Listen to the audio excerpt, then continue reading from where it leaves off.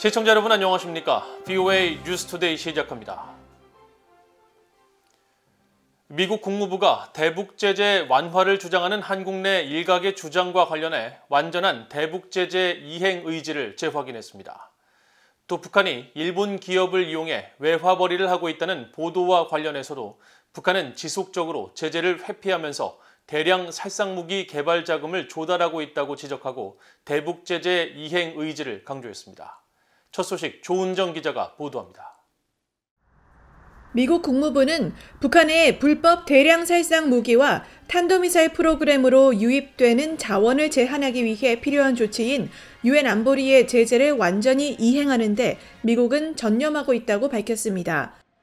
국무부 대변인은 4일 한국 외교부 산하 국립외교원의 홍현익 원장이 한국 언론과의 인터뷰에서 현재 대북 제재가 북한의 핵무기 개발에 정당성을 부여한다고 주장한 데 대한 입장을 묻는 VOA의 질문에 이같이 답하면서 대북 제재 이행의 중요성을 재확인했습니다. 앞서 홍현익 국립외교원장은 3일 한국의 코리아 헤럴드와의 인터뷰에서 대북 제재가 북한이 핵무기를 포기하도록 만들지 않고 오히려 핵 개발에 정당성을 준다면서 미국이 스냅백 조항을 넣어 대북 제재를 완화해야 한다고 주장했습니다. 국무부는 이어 북한의 불법적인 외화벌이 활동과 관련해서도 분명한 입장을 밝혔습니다.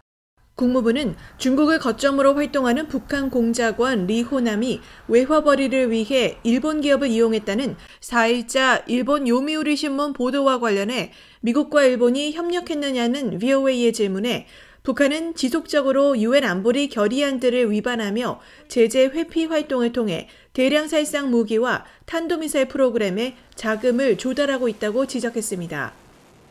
이어 우리는 계속 한국, 일본, 그리고 다른 동맹국, 파트너들과 함께 북한에 관여하는 최선의 방법을 계속 긴밀하게 협의하고 있다고 밝혔습니다. 이런 가운데 네드 프라이스 국무부 대변인은 4일 전화 브리핑에서 북한 김정은 국무위원장의 체중 감소 보도와 관련한 질문과 북한 비핵화를 위한 미국 정부의 최신 노력을 알려달라는 질문을 받았습니다. 프라이스 대변인은 김 위원장 체중 질문에는 즉답을 하지 않고 북한과의 외교에 전념하고 있다는 바이든 행정부의 원칙을 다시 강조했습니다. We don't want to add to that speculation. What I will say and what I will underscore is that we remain committed to achieving lasting peace on the Korean Peninsula through dialogue and diplomacy with the DPRK.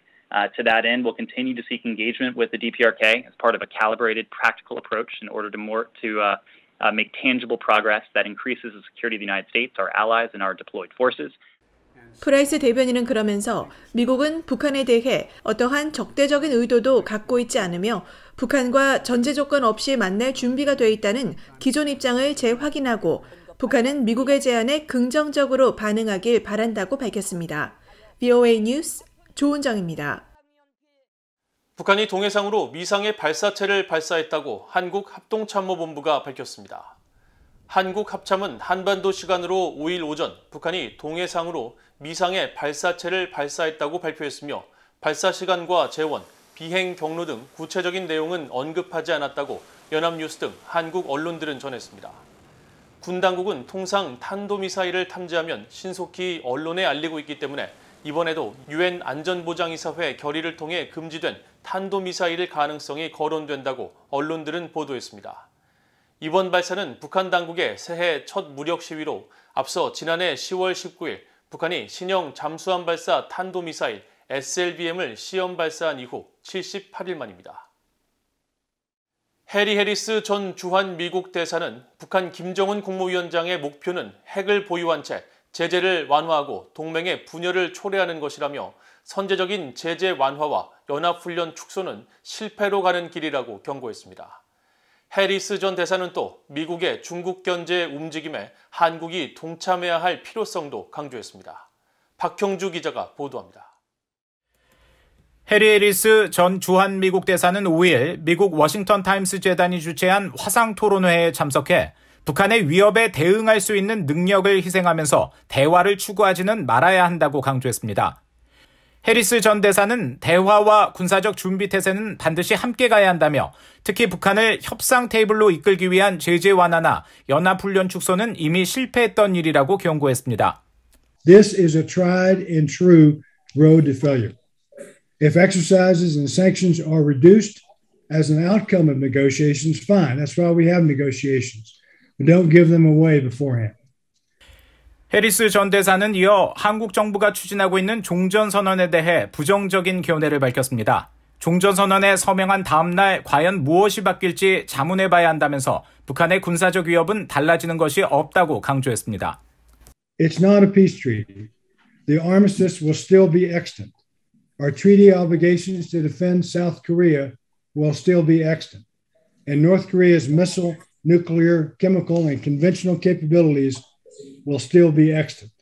해리스 전 대사는 또 북한은 중국과 함께 미한 동맹을 시험하고 우리의 분열을 모색할 것이라며 핵 보유 등 김정은 위원장의 목표는 변하지 않았을 것이라고 지적했습니다. I believe that KGU wants four things. Sanctions relief, to keep his nukes, to split the US-ROK alliance, and to dominate the peninsula. 해리스 전 대사는 그러면서 조율되고 실용적이며 해법에 기반한 대북 접근과 조건 없는 대화 제한 등 바이든 행정부의 대북 정책에 대해 옳은 접근이지만 북한 문제 해결 전망에 대해서는 날이 갈수록 암울한 상황이라고 전망했습니다. 특히 대북 제재와 훈련이 계속 약화된다면 그들은 더 나은 위치에 있을 것이고 우리는 더욱 나쁜 상황에 놓일 것이라고 강조했습니다. 한편 미국과 호주, 일본, 인도의 영내 협의체 쿼드에 대한 한국 참여 문제에 대해서는 직접적인 입장을 밝히지는 않았습니다. 하지만 쿼드가 북대서양 조약기구, 나토와 같은 안보 조약이 아닌 영내 기회와 위협에 대한 비전을 공유하는 민주주의 국가의 협의체라는 점을 강조하면서 한국이 아무것도 하지 않는 것은 약함을 의미한다고 지적했습니다. They should hold the PRC accountable for the PRC's human rights abuses, and there are many fora to do this. But they could boycott the Olympics, as the United States and others have agreed to do a diplomatic boycott. 해리스 전 대사는 바이든 행정부가 주한 미국 대사를 지명하지 않은 것과 관련해 한국은 주요 안보 동맹이자 경제 파트너라는 점을 강조하며 바이든 정부가 지명 절차를 서둘러야 한다고 말했습니다. VOA 뉴스 박형주입니다. 미한 동맹은 한반도 영내 평화와 안정의 중심축으로 상호 보완적이며 미래지향적으로 발전해 나갈 것을 약속했다고 미국 국방부가 밝혔습니다. 존 커비 국방부 대변인은 4일 정례 브리핑에서 로버트 에이브럼스 전 주한미군 사령관이 지난달 25일 VOA 워싱턴 톡 프로그램에 출연해 미국과 한국이 추진하는 새로운 작전 계획에 중국 대응 방안도 포함해야 하며 전작권 전환과 관련해 한국군의 일부 군사적 역량이 뒤처져 있다고 밝힌 데 대해 한국 국방부가 불편한 반응을 보인 것과 관련한 논평 요청에 이같이 말했습니다. 커비 대변인은 그러면서 한국 국방부의 반응을 추측하거나 대변하지 않을 것이라면서 이 사안과 관련해 에이브럼스 전 사령관에게 직접 문의하라고 말하고 미국의 입장에서 말할 수 있는 것은 지난달 2일 한국에서 개최된 제53차 미한 안보협의회에서 나온 내용을 참조하라는 것이며 미국은 다양한 안보 문제에 대해 한국과 함께 정기적으로 연합계획을 수립하고 있다고 밝혔습니다.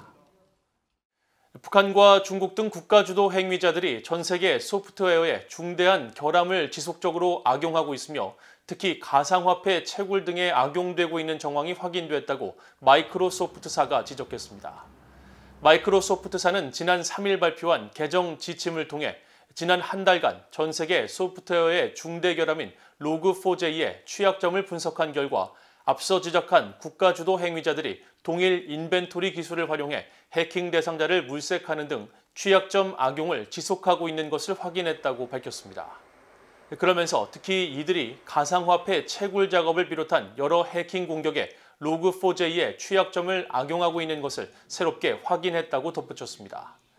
마이크로소프트는 지난해 12월 보고서를 통해 북한과 중국, 이란, 터키 등 국가주도 핵미자들이 전 세계 대부분의 컴퓨터에 사용되는 응용 프로그램 정보기록 소프트웨어 로그4j의 취약점을 악용하고 있다고 밝혔습니다. 유럽연합은 지난해 3월 유엔 세계 식량기구와 컨선 월드와이드에 배정한 소규모 사업 2건 외에 현재 북한에서 정기적으로 진행하고 있는 프로그램은 없다고 밝혔습니다.